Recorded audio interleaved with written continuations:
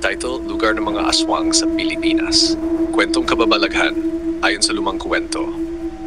Sa bayan ng Siquijor, ang isla ng Kadiliman. Noong unang panahon, isang isla sa Visayas ang kinatatakutan ng buong bansa, Siquijor.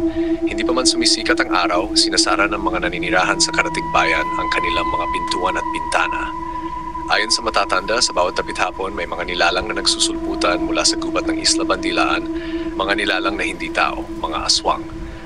Isa sa mga pinakakilalang kuwento ay ang aswang sa Lazi. Ang aswang na si Mameng ng Lazi.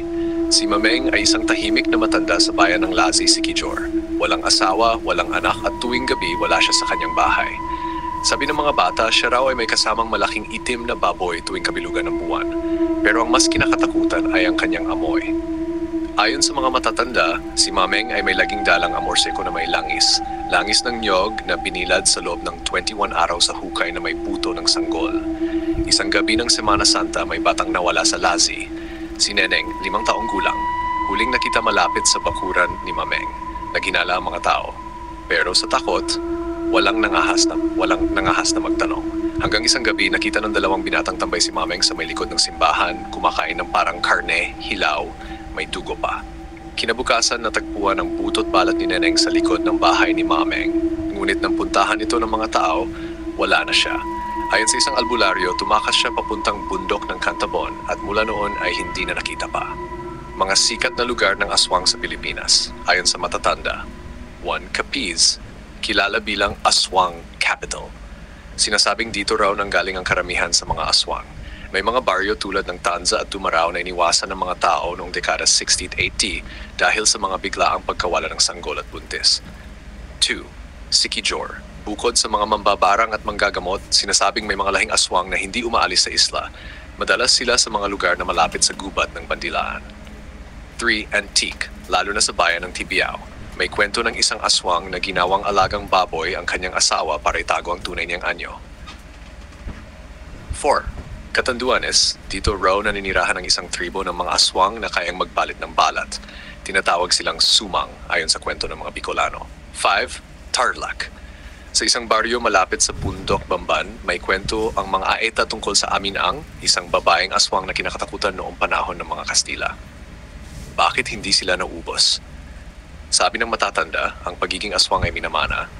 Kapag may mamamatay na aswang, kailangang may kapalit. Karaniwan, pinipilit nila ang kanilang kamag-anak o anak na lunukin ang isang itim na bagay, isang itlog ng itim na ibon na buhay pa raw sa tiyan.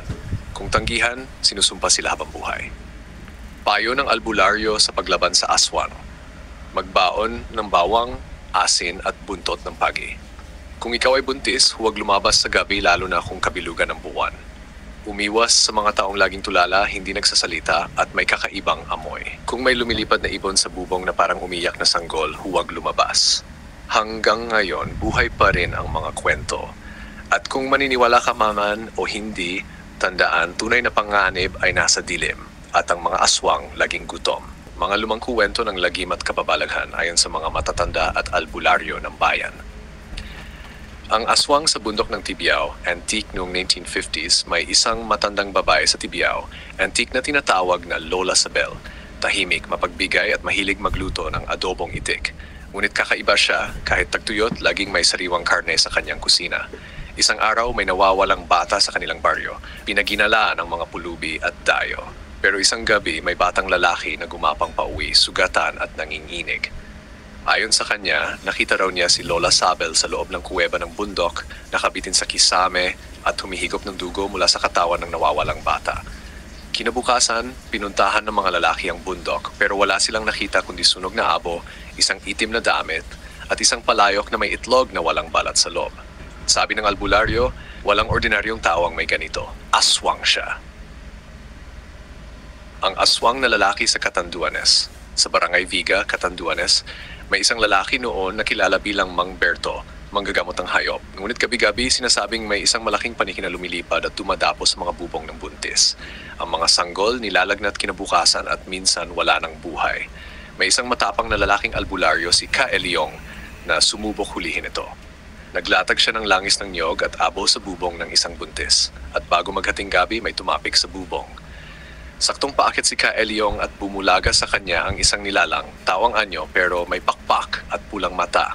Nagtaga si Ka Elyong gamit ang buntot ng pagi. Nang tamaan ito, sumigaw sa sakit at tumakas. Kinabukasan, nakita si Mang Berto na may sugat sa likod at hindi makalakad. Simula noon, hindi na siya muling nakita pa sa baryo. Tagapamana ng lahi ng aswang. Ayon sa isang lumang kuwento mula sa Dumaraw, Capiz, may isang aswang na babae, si Luningning, na may alagang itim na aso. Tuwing alos na madaling araw, ang asong ito ay umiiyak na parang tao.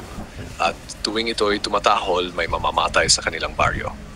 Isang araw, may batang babae na nagkasakit. Hindi may paliwanag ng doktor ang kanyang kalagayan, pumapayat, hindi nakakain, at parang sinisipsip ang buhay gabi-gabi. Dinala siya sa isang albularyo at doon nalaman ng masakit na katotohanan. Nakita raw sa panaginip ng bata ang itim na aso na naging babae at sinasakal siya. Nang puntahan nila si Luningning, naabutan nila itong kumakain ng atay ng manok na hilaw habang kausap ang alaga niyang aso na tila nakakaintindi. Pagtingin sa mga mata ni Luningning, itim at walang puti. Mga iba pang lugar na kinikilala sa mga aswang. Hinobaan, Negros Occidental. May kwento ng isang lalaking aswang na sumisipsip ng dugo sa pamamagitan ng kanyang mahabang dila mula sa bubong. Base City, Negros Oriental. Dito raw may isang pamilya na hindi tumatanda at tuwing may pista, laging may nawawalang bisita. Donsol, Sorsogon. Kilala hindi lang sa mga butanding, kundi sa babaylan aswang na hindi tumatanggap ng bayad kundi isang patak ng dugo ng pasyente. Tayabas, Quezon. May kwento ng aswang na nagkukubli bilang pari noong panahon ng mga Kastila. Nang mahuli siya, natuklasang may pakpak siya sa ilalim ng abito. Ayon sa mga luma at bihirang banggitin, ang mga aswang ay hindi lang babae, may mga lalaki, mag-asawa at kahit matandang pari. Hindi lahat ng aswang ay lumilipad. Ang iba ay naglalakad, nag-aanyong hayop o taong walang anino. May mga baryo na hindi tinatanggap ang dayo lalo na tuwing Semana Santa. Sapagkat ayon sa paniniwala, ito ang panahon kung kailan malakas ang kapangyarihan mga nilalang ng kadiliman. Kung ang isang bahay ay walang anino tuwing hapon, layuan mo. Baka hindi bahay ng tao yan.